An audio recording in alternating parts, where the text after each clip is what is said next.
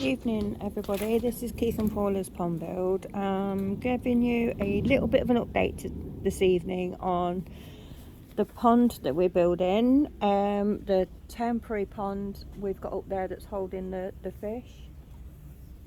They're missing the Asagi saga. So for those who have followed me since I began the channel a couple of months ago, thank you very much. I really appreciate it. For anybody else, for those who don't know, in the side of the house where that gate is there's a pond which held our koi from our old ponds before we moved into this place. We only moved in here on the 31st of March, we got the keys. So they've been in a temporary pond until we build the pond that we want, which we're doing based on the back of watching hundreds of videos on YouTube and people's ideas, etc., to build our own dream pond. A week or so ago, I got a call from somebody who I knew in the area we've moved to. They had moved into a house with a pond, weren't overly keen on the koi, so we went and purchased that up there to hold them into until our pond built, to have those koi to go with ours. Overnight, on the first night that we put that up, it emptied basically, and our garden's on a slope, so it all came down and a lot of the sludge came into the pond that we're building, into the base, which we don't want obviously under the concrete base for the pond that we're building. So we're currently in the process of taking out the sludge. That's all I can call it really. I can't really call it anything else because that's what it is. It's very sludgy. I thought it would be an easy process. Started to take the top surface off. There's a couple of buckets worth there, as you can see. But it's gone right through all the base that Keith had created for our pond. So all the MOT, he's just washed that out there up in that little IBC he's put up there to wash off the mud, etc. To get it back to how it was, because it looks not so bad, but the deeper down you go, it's just really sludgy. It's not solid, and it's not what you would be wanting to concrete over basically. So what first of all seemed to be a simple task to deal with, so we could start doing the concrete for the pond, has turned into a bit of another ball ache project. So any bits of MOT that are covered, caked in mud, are going in there to be pressure washed off over the drain.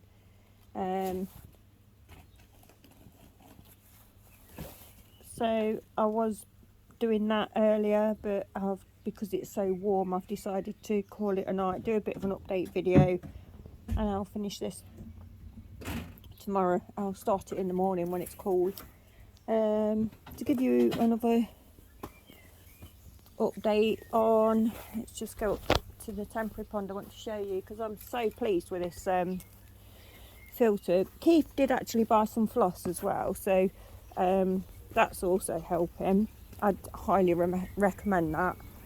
Anybody who's got a filter, to put floss in it, because it does catch absolutely everything.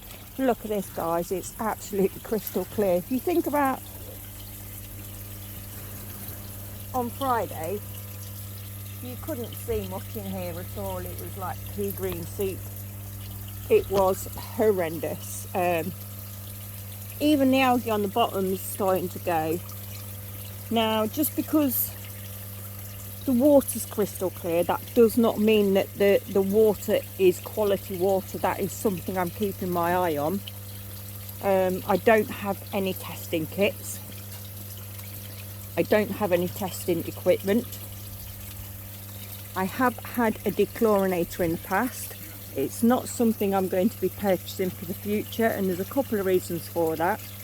Anybody who follows Dazzle on YouTube, he has a brilliant video about dechlorinators, so go and look at his advice, because I really do watch and research, and the whole reason of me making our channel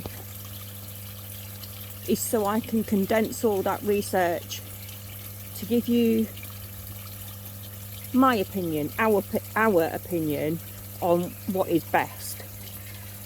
Well, best for us anyway. It might not be best for you, but there's our little Pariwaki. I'm so pleased with the Evo 1110. Yes, thank you, Darren. Skeggy Pond build. I know, we know it is probably overkill, but look at this, mate. Honestly, within literally he installed that on Friday evening at 5 o'clock, and yesterday morning, Sunday morning, 8 o'clock in the morning, well, it was earlier than 8 o'clock in the morning, you could see the bottom of this pond. And yet another 24 hours later, this morning, we came up here and we were just blown away. Absolutely amazing. Couldn't recommend it enough. There's nothing worse than, there's nothing wrong with having green water in your pond, don't get me wrong. It's not unhealthy for the fish at all. It's not gonna harm them, and they may probably thrive better in it. You just can't see fish, and for people like us who enjoy our koi and want to, there on our Stewart, look, we don't see Stewart very often. Stewart's the small sturgeon, and he's Stewart little. I'm still obviously learning about koi types, etc. I've had the bigger koi. For those who don't know, the bigger koi, the really big ones, and I'm not joking, they're not small. They might look it on the video, but they are not small by any means. Bear in mind, this pond is 15 foot wide, so that gives you some kind of perspective as to how big these kois are. Somebody moved into a house, had a pond, didn't want them, wanted them gone, so they're here. They're not all in the best condition, as Brokeback's demonstrating there, as he always does. Popeye, look, do you know what I mean? I know some of these are not worth a bean, but they deserve to live just as much as any other fish in this pond, be them worth £5 or £5,000 or £5 million. I wish. But the other fish, take out the big ones that we went and bought this setup for.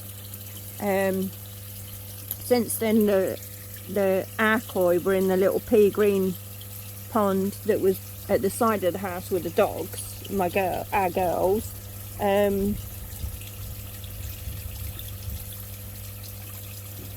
And bear in mind, everything that is smaller than these big ones, so Psycho, those